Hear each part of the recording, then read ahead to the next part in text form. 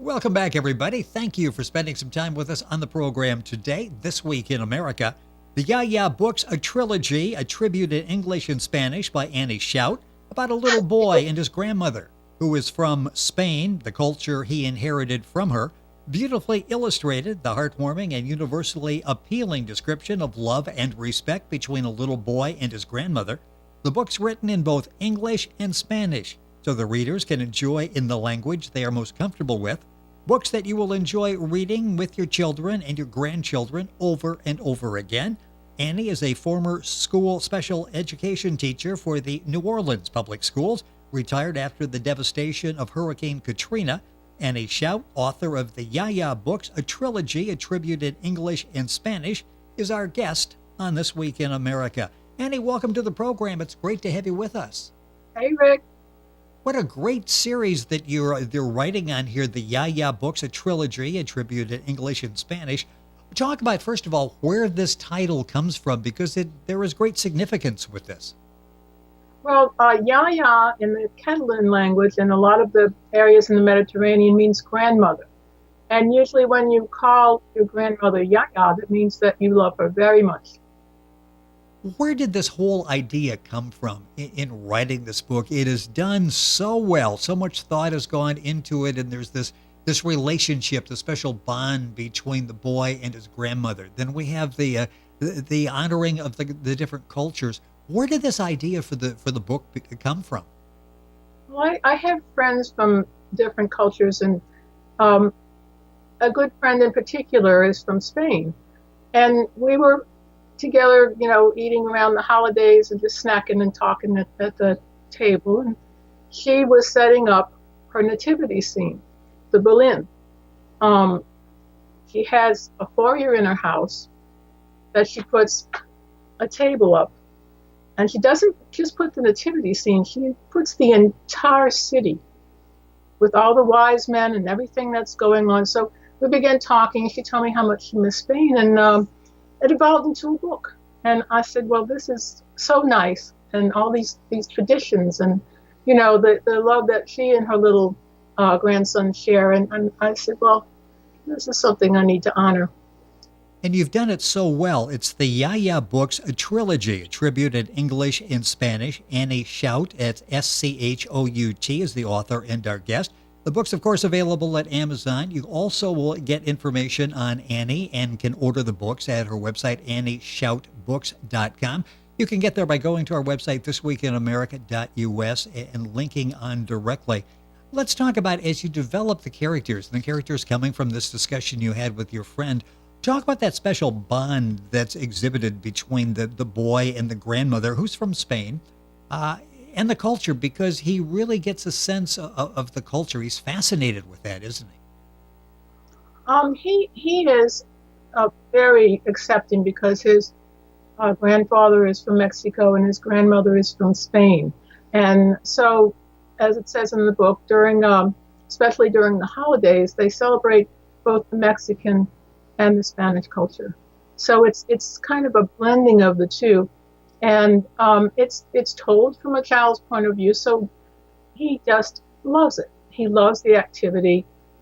He loves spending time with his grandmother, picking the berries to make the desserts and the breakfast. And it's all in the book. And we've got some beautifully illustrated pictures. I designed the illustrations, and they were really done well. And the kids just love them.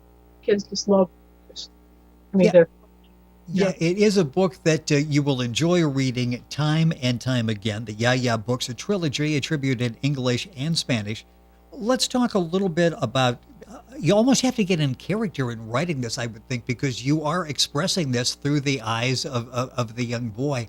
How difficult or challenging was that? Because it's not Annie going back and making these scenes and expressing her thoughts on those.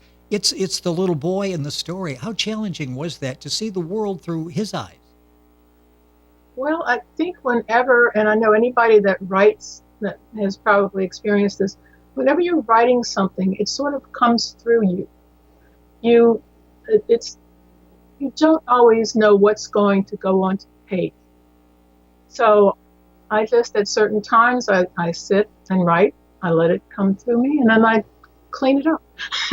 Well, yeah, that's so much easier, I think, than more productive than forcing something. Sometimes you see people and they have a problem in writing, so they're forcing it. This sort of just as you opened your mind, you were literally seeing the world through the eyes of this young boy. Book one, a book for YaYa. Let's talk a little bit, without giving too much away, but talk a little bit about what the storyline is for book one. Well, book one is simply about the love that the little boy has for his grandmother. It tells the everyday things, brushing his teeth, taking a bath, things like that. And as he says in the book, I love my YaYa, even when she makes me take a bath and brush my teeth. Now that is real love. If you can get away with that as a grandmother, you actually have the love coming from your grandchild. That's book one, a book for YaYa. Book two, YaYa's Country House. What do we see in that book? Well, that's a fun one. They show the grandmother in the country house, and the pictures show the animals in the farmyard, and they take a ride on the tractor to go and pick berries, and that's another fun picture when he has the berries all over his mouth and he's just filled with purple juice. As a matter of fact, a friend of mine, her little grandson, another friend of mine with a grandson, he said, look, Mama, that's me. Well, see, kids can relate to that, so that's part of the battle right there as children look at it and they can see themselves in that position. It's the YaYa Books, a trilogy, attributed in English and Spanish by Annie Schout, our guest on the program. Book three, and I guess this is where it all began. This is the Christmas book. What transpires in book three? Well, book three is about the Christmastime traditions, and there are pictures that I created in black and white, and then in the illustrations that I designed that came out really nicely. They show the Belén, what the Belén would look like to a child. There are pictures of the tamales, the posadas when they have the parties at the house. And they show the cake that you eat at the Roscon, the Reyes. It looks like a king cake. It's the last picture of the book. It looks like a king cake, but it's something that is celebrated, and it is eaten on January 6th, which is actually the real day that the Spanish culture celebrates Christmas. How difficult was it, and how long a process to finish all three of the books in the YaYa Books, a trilogy attributed in English and Spanish, to get the illustration, to get the words right? One review said a collection of gentle narratives that both entertain and educate young children, and you've done all of that. It's very charming dialogue that you have, and it entertains and it educates, but I'm sure it was challenging along the way to get to that point where you were satisfied, and then complement that with the illustration. What was that process like? That was a very very long process. Getting the translation correct took quite a while. In the book, you'll notice that there is a Spanish flag and there's an American flag to indicate the Spanish words and the English words, the English text. At the end of each story, there is what I call the translated words index, which has story words, not the general language words that you'll find in a dictionary, but story words based basically in the order that you'll find them in each story. So that if there is a word you want to know the translation of, you can look that up. That's just a convenience for the author who might be interested in for the readers who might be interested in doing that. The process itself, the pictures, putting the book together, the page design, that took many, many, many months. I'm going to guess about a year and a half. Well, it was time well spent, because you've really done a nice job in doing that. The presentation as the story unfolds, the written text as well as the illustration just makes for a delightful story, the YaYa Books, a trilogy attributed in English and Spanish, written in both English and Spanish, as indicated in the title. Talk about that concept, how you decided to do that, because it's a very welcoming way that you've written this. It's a very simple concept. It's about Spanish culture and traditions, and not everyone speaks Spanish. Not everyone speaks English. So it was a natural partnership. Yes. Annie Schout, our guest on the program, that Schout is Schout. Her website is annieschoutbooks.com. Let's talk about that, about heritage and cultures. Is that something that, I don't know, I was trying to think as I was preparing for this, is that something we're warmly embracing anymore, or is it something that it's sort of in our past and we're busy and we're not paying much attention to it anymore? Do we still embrace our culture, our heritage? I think so. I think everyone embraces their own culture. A lot of people here now are from different places, and my experience has been that they enjoy sharing. So yes, I think that people do like to celebrate their own culture. And I guess maybe the second part of that question is, do we embrace other people's cultures? And this is something that you sort of promote in the book, the YaYa Books, a trilogy attributed in English and Spanish, because if you're English, you read it, you've got the Spanish, and we've got the heritage there, the Spanish and in English the same way. Do you think we're open to other people's heritage like we used to be, maybe? I think we are. I actually think we are. What I believe is that we are, a lot of people are Spanish. Yes. I myself am part Spanish. My grandmother was from Spain, both of my grandmothers. But I don't actually speak the language very well.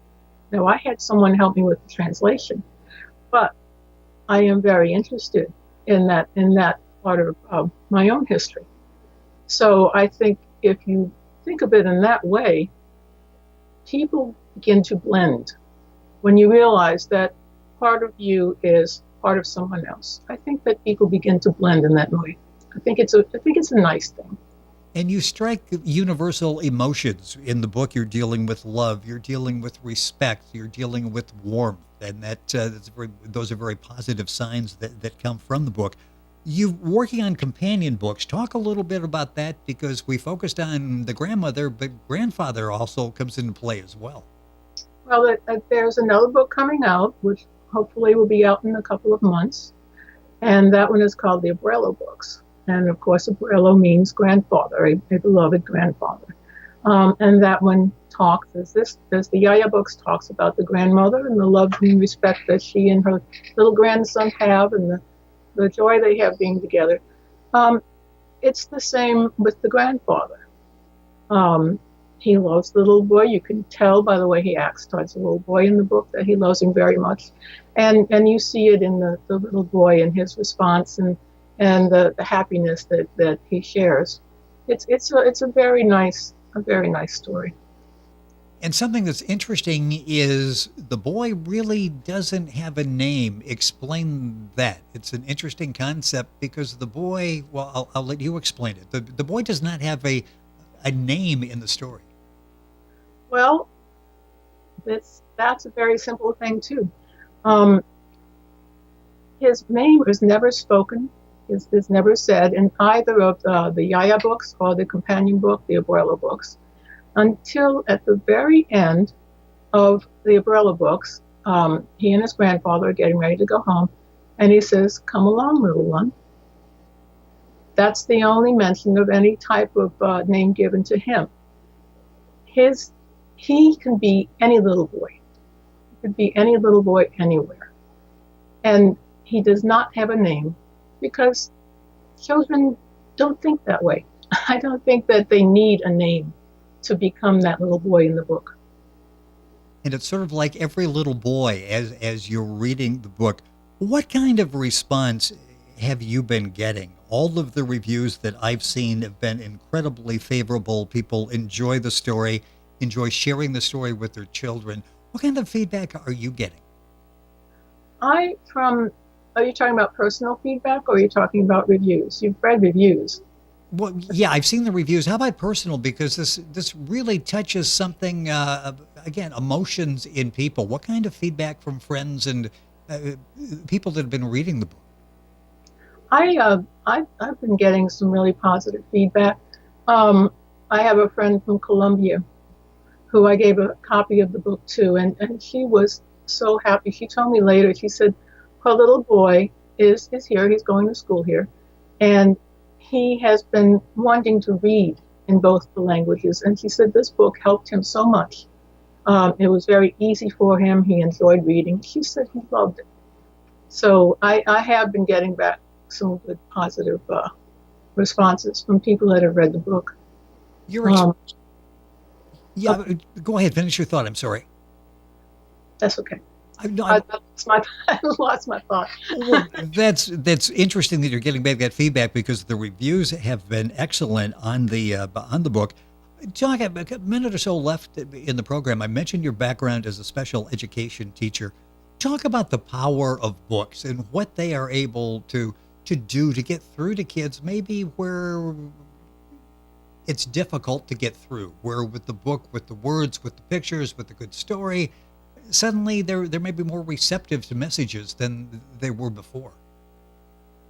Well, if you've ever seen a child read a book, they may read one book and they may leave it somewhere, put it back on the shelf, but then they'll go back and read that same book over and over again. And that's not an uncommon thing for a child to do.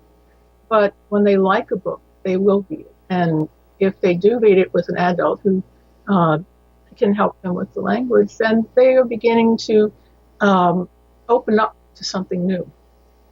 And, children do absorb language and knowledge and everything much more quickly than adults. Yes, they do, and sometimes we sell them short on that. Well, you've been in the classroom. You probably saw it every day there that they're catching on to things a lot faster than some adult friends probably. Oh, well, they're very quick now. I think children are so much more accelerated now than when I grew up or when you grew up. It's incredible. And the resources that kids have today that we never had growing up, and I totally agree with that. With us on the program, boy, the time has gone by too quickly. Annie Schout, that's Schout. Her website is annieschoutbooks.com. The book's also available at Amazon. You can log on directly by going to our website, thisweekinamerica.us. The YaYa Books, a trilogy, a tribute in English and Spanish. Looking forward to the companion books that will be coming out here soon. Annie, excellent job with the book. Thank you so much for being with us on the program today. Hopefully we can do this again when the new book comes out. And thank you so much for sharing this with us. Okay, thank you, Rick. It has been our pleasure. Once again, Annie Schout is our guest and the author of the YaYa Books, a trilogy, a tribute in English and Spanish. Our website, annieschoutbooks.com. And you can link on directly by going to our website, thisweekinamerica.us. And we're back on today's program right after we pause for these messages.